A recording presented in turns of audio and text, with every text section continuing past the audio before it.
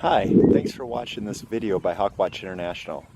My name is Steve. I'm the Conservation Science Director at HawkWatch International, and I'm going to take you along on some of our golden eagle nest monitoring and research that we do out in the West Desert. I'm standing out in the West Desert right now. It's a very interesting landscape. It covers the western 1/3 of Utah, and it's characterized by mountain ridges that run mostly north and south, and valleys between those mountain ridges that are generally covered with shrubs and grasslands. And golden eagles really like this type of habitat. They can find their nesting areas on the cliffs that are found in the mountains, and then they can find their prey out in these open shrub areas such as you see behind me. HawkWatch has been involved in monitoring golden eagle nests for over a decade out in this landscape, and from the nest monitoring we can get some sense of how the birds are doing based on how many pairs decide to lay eggs, how many young are fledged that year, and more recently we've been involved in banding and tracking studies where we can actually see where the birds are going and get some sense of the threats they face. For example, the eagles from the West Desert and the West in general unfortunately face a number of man-made threats. A number of our birds that we've put transmitters on have ended up electrocuted, hit by cars when they're feeding on roadkill, and other issues related to human causes of mortality.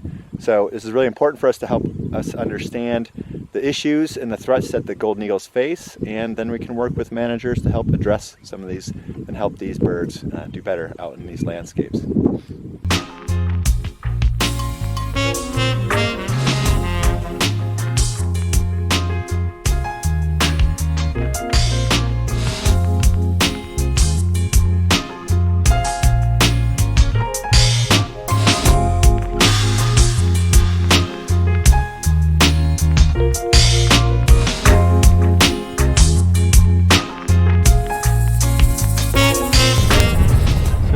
The work that HawkWatch does to understand golden eagle populations and threats involves field work in some pretty remote and beautiful landscapes such as this out in the West Desert.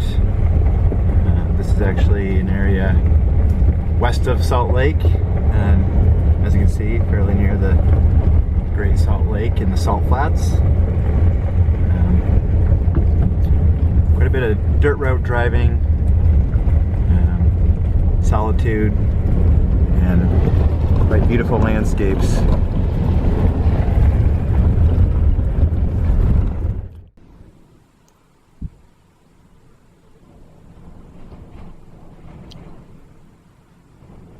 Nest monitoring typically involves viewing nests from a safe distance. So here we're well over a half mile from golden eagle nest on these cliffs up here, and we're using a window mount scope to view the nest and see if there's anybody home. Again, a lot of this work is done solo, so we often have our office set up in our front seat here. We have some nest photos that we're looking at, and our field gear and notebooks and other things. So yeah, nest viewing is just a matter of being patient. Sometimes you can see right into the nest and you can make a determination, or you see a bird when you show up, an eagle, and you can watch what that bird does and determine the nest status. But quite often, especially early in the nest season, like right now it's end of March, the females might be incubating, and we just have to sit and wait and hope that we see a head move or a tail, or we see the male fly in and see some type of feeding or reaction. So it's definitely a game of patience.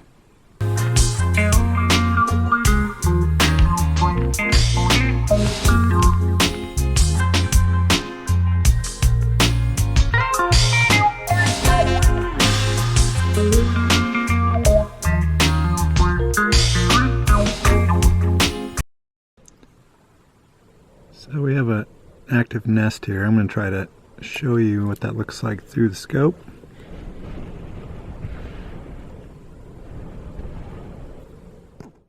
Here's another one of our active nests.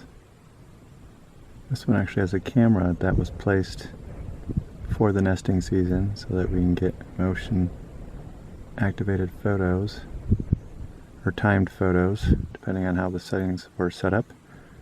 But we can see nesting season, prey deliveries, nestling growth, survivorship, and all that good information.